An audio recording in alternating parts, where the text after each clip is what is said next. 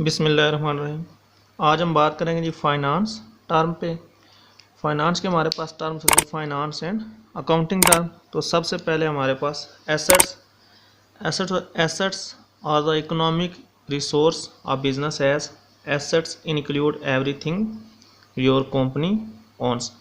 यानी कि एसेट्स आपके पास तमाम के तमाम जो इकोनॉमिक रिसोर्स होते हैं जो बिज़नेस के पास मौजूद होते हैं, यानी कि जिससे इनकम जनरेट होती है। एसेट्स में हर वो चीज़ शामिल होती है जो कंपनी के पास मौजूद होती है, जिसका कंपनी के पास कब्ज़ा मौजूद होता है।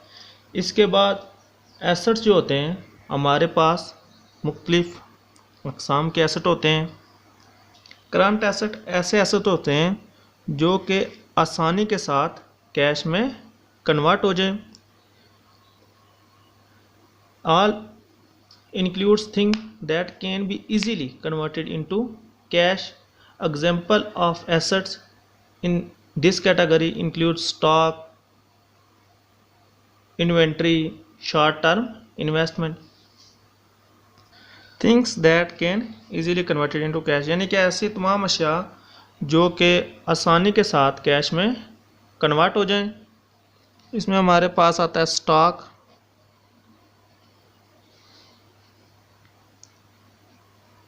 बिल रिसीवेबल, इसको आप अकाउंट रिसीवेबल भी कहते हैं।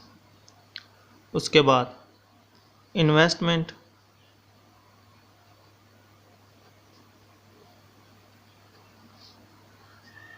प्रीपेड एक्सपेंसेस,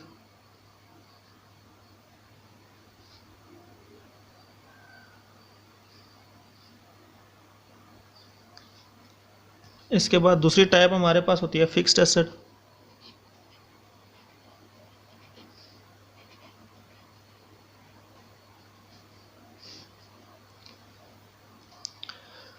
फिक्स्ड एसेट को आप नॉन करंट एसेट भी कहते हैं, यानी कि ऐसे एसेट जो कि आसानी के साथ कैश में कन्वर्ट नहीं होते, लॉन्ग टर्म एसेट होते हैं। These are things that are of a fixed nature because they cannot be easily converted into cash. अब इसके एग्जांपल हमारे पास land, real estate,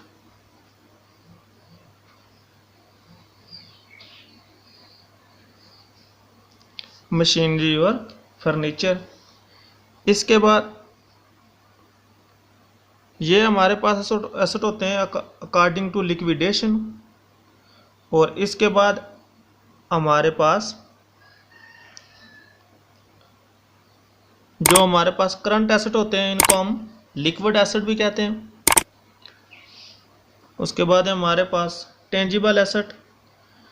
these are tangible asset are those asset that you can see and touch. Tangible assets are those assets that you can see and touch. अब mostly जो हमारे पास fixed asset होते हैं वो tangible asset होते हैं, जैसे land, machinery, building, furniture, ये सारे के सारे टेंजिबल एसेट होते हैं। अब टेंजिबल के अपोजिट जो होता है वो इनटेंजिबल एसेट होता है। These are opposite of tangible asset. इसका मतलब ये कि टेंजिबल एसेट हमारे पास होते हैं asset that you can see and touch, intangible asset that you can not see and touch. Example हमारे पास होती है जी इसकी patent right, brand name, brand name हमारे पास होता है। उसके बाद हमारे पास ट्रेड मार्क, गुडविल, ये सारे के सारे जो एसेट होते हैं हमारे पास इनटेंजिबल एसेट होते हैं। उसके अलावा जो बिजनेस ऑपरेशन होते हैं उसके हवाले से हम एसेट्स को दो किस्मों में तकसीम करते हैं, operating asset and non operating asset.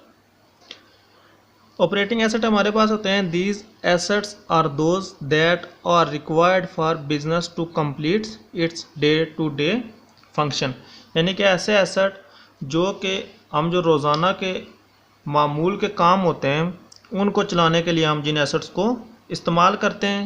दूसरे अल्फाज में इसका मतलब होता है जिनको कंपनी इस्तेमाल करते हुए अपनी अशिया बनाती है या सर्विस अंजाम देती है।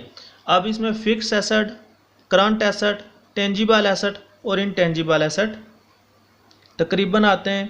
अब मोस्टली जो टेंजिबल और इनटेंजिबल एसेट दोनों इसमें आते हैं और फिक्स्ड और करंट एसेट भी इसमें शामिल होते हैं। इसके बाद है नॉन ऑपरेटिंग एसेट।